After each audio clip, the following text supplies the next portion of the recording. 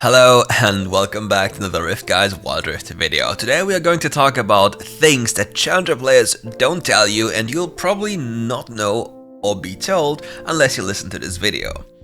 But before we do this, let's talk about a question of the day. What's your goal for the next season? Let me know in the comments below. The very first thing is starting with the jungle role. Full clearing your jungle is broken. Many people still live in the meta where they start with red buff and then clear their red side into doing something like a scuttle crab or a gank. That is obviously related or often linked to a lot of risk because it can go wrong, and if it goes wrong, well, you're sitting there pants down ready to get whooped by the enemy team. To avoid this and to be more consistent, your default play, unless you're given any other information, basically like a matchup, or seeing things on the map happening, such as summoner spells being used, your default should always be clearing your jungle. And doing so, you usually, at least most junglers, apart from like Kha'Zix and a few other criminals such as Morgana, love to start clearing their jungle with the Krugs. You want to start with the Krugs, then clear yourself up to the other side of the jungle, and then, and only then, you think about taking Scuttle Crab. Some junglers, depending on the jungle speed, do free camps into top Scuttle to then go back to the jungle on the same side and clear the jungle. Others can do more, others will just full clear and just not do anything in the river because the Scuttle Crab is worth way less than you believe it is. For a fully cleared jungle, you get to level 4 3/4, like you just need a little bit of more XP to level up, and the Scuttle Crab will grant you the exact amount of XP needed to hit level 5. And with this, you're fully functional and level 5 before most laners if you have a good jungle clear, and that way you can impact the game. After the nerfs to Scuttle Crab is really not as valuable as you think it is. Yes, it leaves behind this little puddle for vision, but that's quite it. And if you have seen the enemy jungle or have like any clue about how jungle works, you can basically assume where the enemy jungle is and where he's not, and that way you can avoid certain problems. But there's a secret about the Scuttle Crab: you can use it as a health pack, especially during fight situations. Let's say you happen to be fighting with the enemy jungle in the river and you're about to hit level 5 and you need the Scuttle Crab.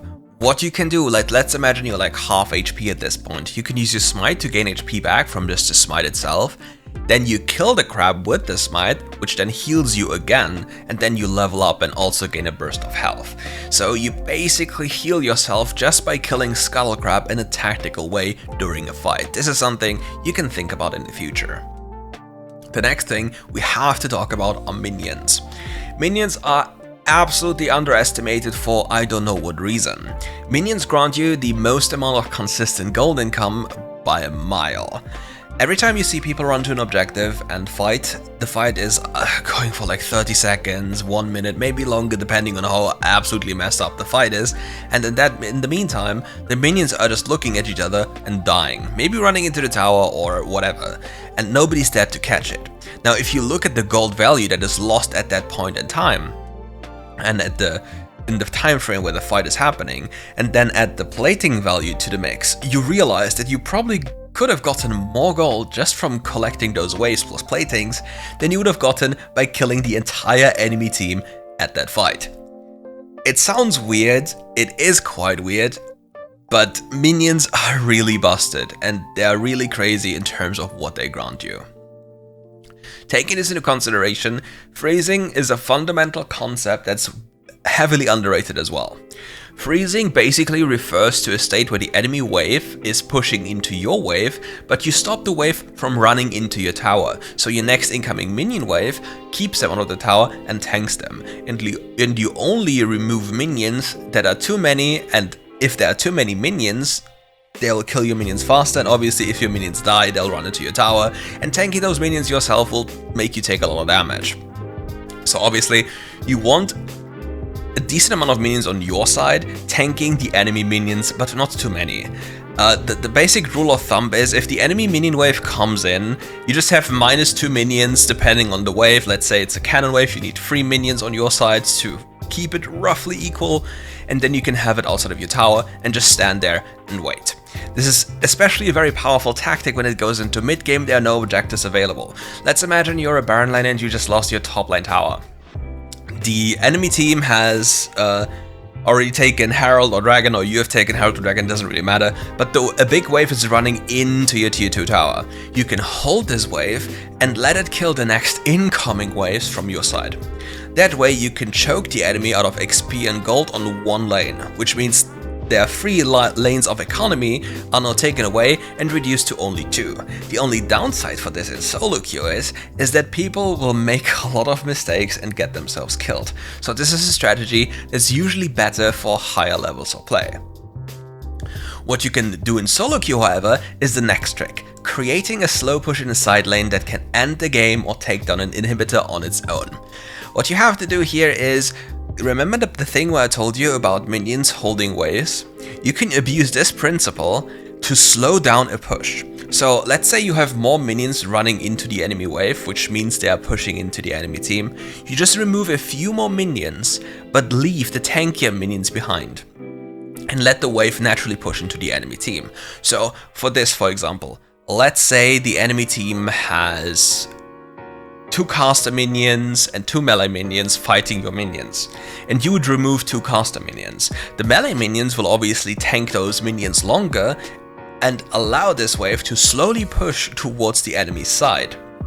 With cannon minions you can basically do the same. If there's a double cannon minion wave, you can remove one cannon minion, and then the wave slowly racks up and becomes an enormous wave, which will then take down at least 1 tower, if not 2, because that's the nature of how cannon minions work, because they take so many turret shots. You can experiment with this. It's really broken and really underrated, and in solo queue many people will fall victim to this. The next secret is for support champions.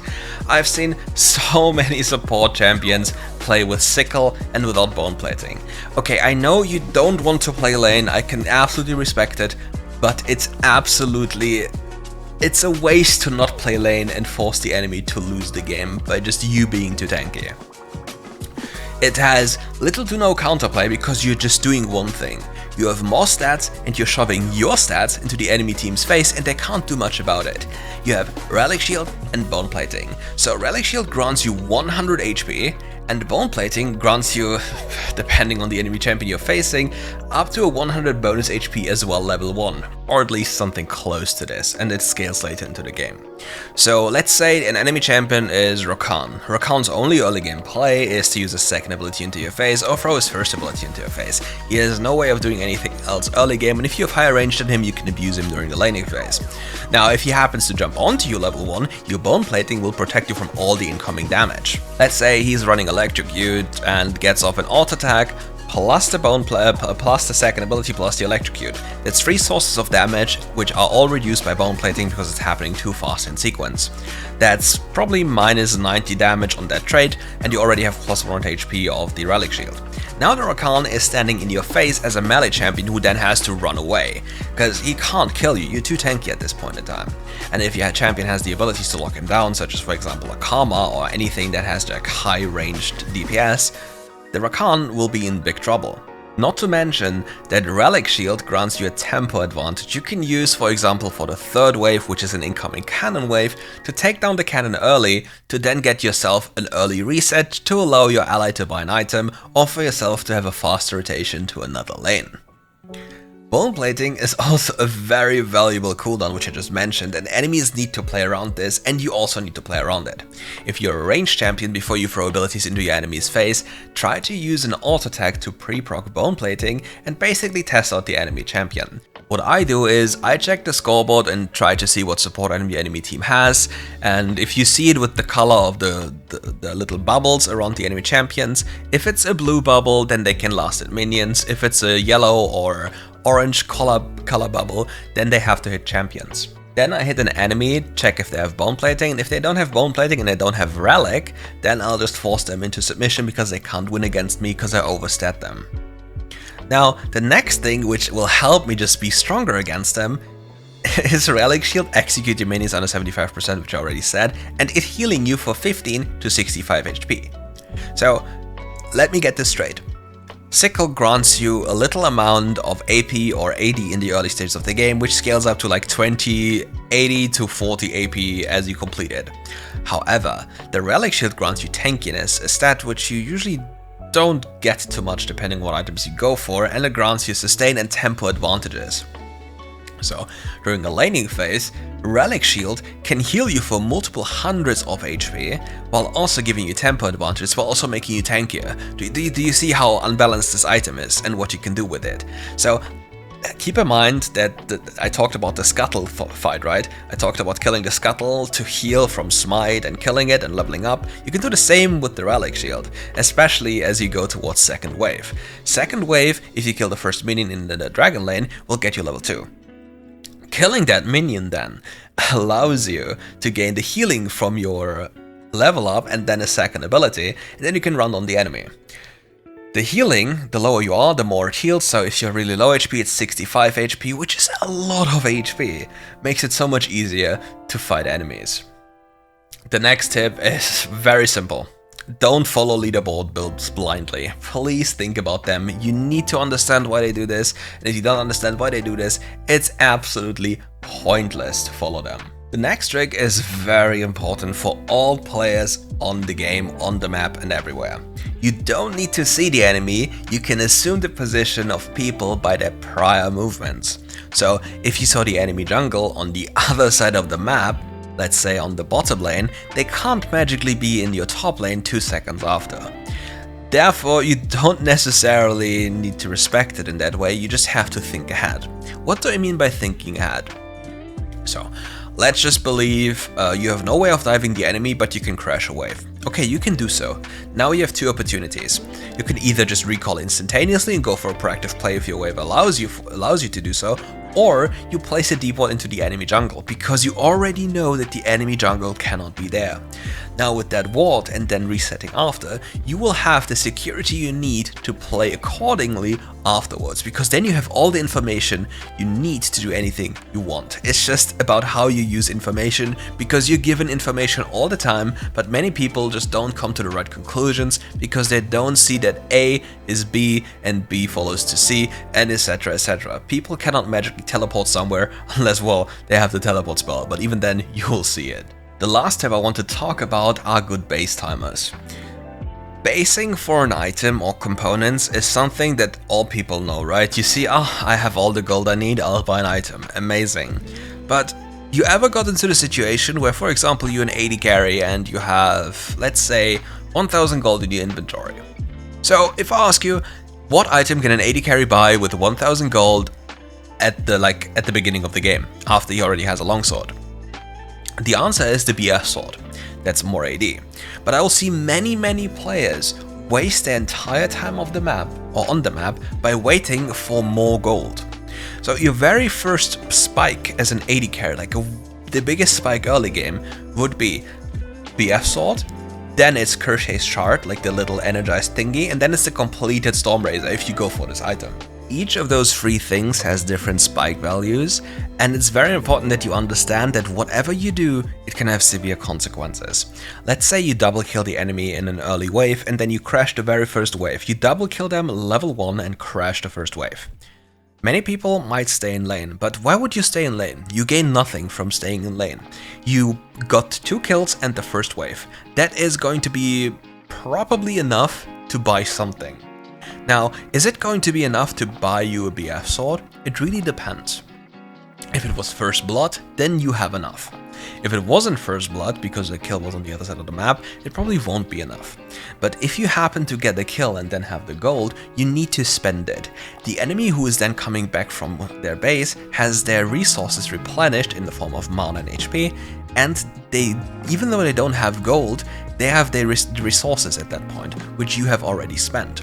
So the gold in your inventory doesn't directly translate into any advantage because you haven't spent it yet, while your resources, the HP and mana, are depleted. Well, then, even though you're ahead in technicality, given the amount of gold you have and the level advantage you might have, you are actually behind because the enemy team is already back in a position where they can play. You are, in comparison to that, depleted and out of tempo, because the enemy was already able to put themselves back into the map in the best possible way, whereas you chose to stay for a meaningless spike. Because you were already winning and you could have spent the gold to win even harder, but you were greedy and tried to win even harder, but it's not possible because the enemy is at this point in time stronger than you and they can now force you to lose something, which then makes the lead you've previously gotten less valuable, or they might be even completely removing that lead and putting you behind. And this is something you really need to work on. Learn the different amounts of gold you need for each item spike, let's say how much gold you need for a BF sword, a lost chapter for a mage, Ludens, etc, etc, etc, and reset on those timers if you're given the possibility, and then punish the enemy with your lead in items. And that's it for today's video. If you liked the video, leave a like and subscribe to the channel and come back for more. We'll gladly help you out and show you everything you need to hit the highest level in WildRift. See you soon.